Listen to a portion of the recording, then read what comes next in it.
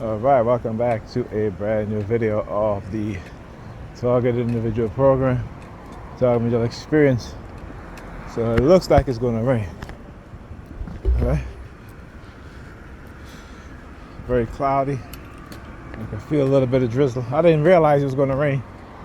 I'm heading over by Pam, and it's been in the house, and it was very hot too. It's hot. I'm like, geez,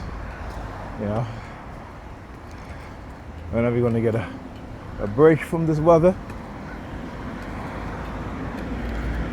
All right.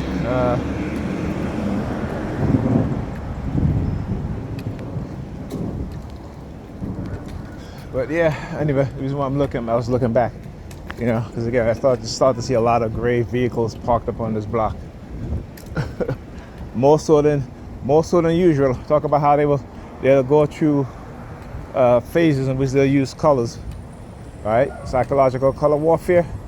For those who don't know what that is, all right, go Google it, look it up, right? How colors can affect your emotions and your thought patterns, all right? In extreme ways also. Not subtle ways, but also in very extreme ways. It is not me saying it, it is the experts, psychologists and psychiatrists, as well as those who engage in the theater war space, right? How colors are used. And once you pre-program people within the society, then you can extract whatever emotions or whatever thought patterns you want from them at your will, right? So we must understand and see, look, a lot of gray, like I said, a lot of gray vehicles, right? A lot of gray one here, two patterns of 3, 1, 2, 3, right? Understand what is done.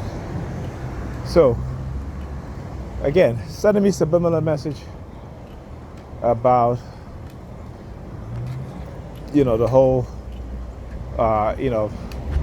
you gotta be equally yoked. I'm like, please, what kind of nonsense is that? And again, Dr. Amos Wilson said, when they're programming you to ignore your reality, when they're programming you to be hypersensitive, hypersexual, hyper-aggressive, everything is to the extreme, right? Because a lot of us, like I said, fail to understand and recognize that we're still in a prison, though we might be in the society, right? Black people in America cannot walk down the street without being stopped by police, or drive down the street without being stopped by police, or even go shopping without being stopped by other white people who will engage in accusatory accusations based on their perception of you, right? We don't do that with white people. There was on Facebook, since I've been posting a lot of these self-defense videos, there's a brother has a channel, not channel, but he has a YouTube page. And every time I see this brother explaining self-defense, it's a brother with dreads, right? He's always explaining to a white guy.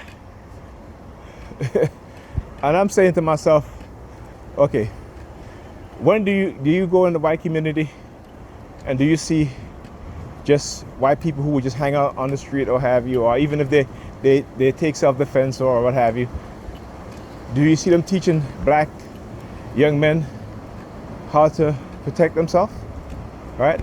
I'm not saying it doesn't happen, right? What I'm saying is that, do you see where you have a young black man being taught self-defense by another young white man, because that young black man moved into a predominantly white community, and teaching him how to protect himself against other racist white people? Do you see that? Right? Now, if you see that, please send me a video, because I like to see it, right? But let's look at the psychology of it and how we are quick to fight each other, right? But we won't teach each other. But we will teach white people how to fight against other black people, right? And defend themselves against other black people.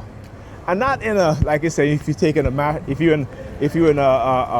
enrolled in a martial arts class, you know, that's different, right? I'm talking about where you have, you know, like a person like me, white person moving to my community, you know, I'm gonna be like, hey, listen, man, you know, there's a lot of black men out here who will try to attack you or have you. Let me teach you some self-defense, right? We do shit like that.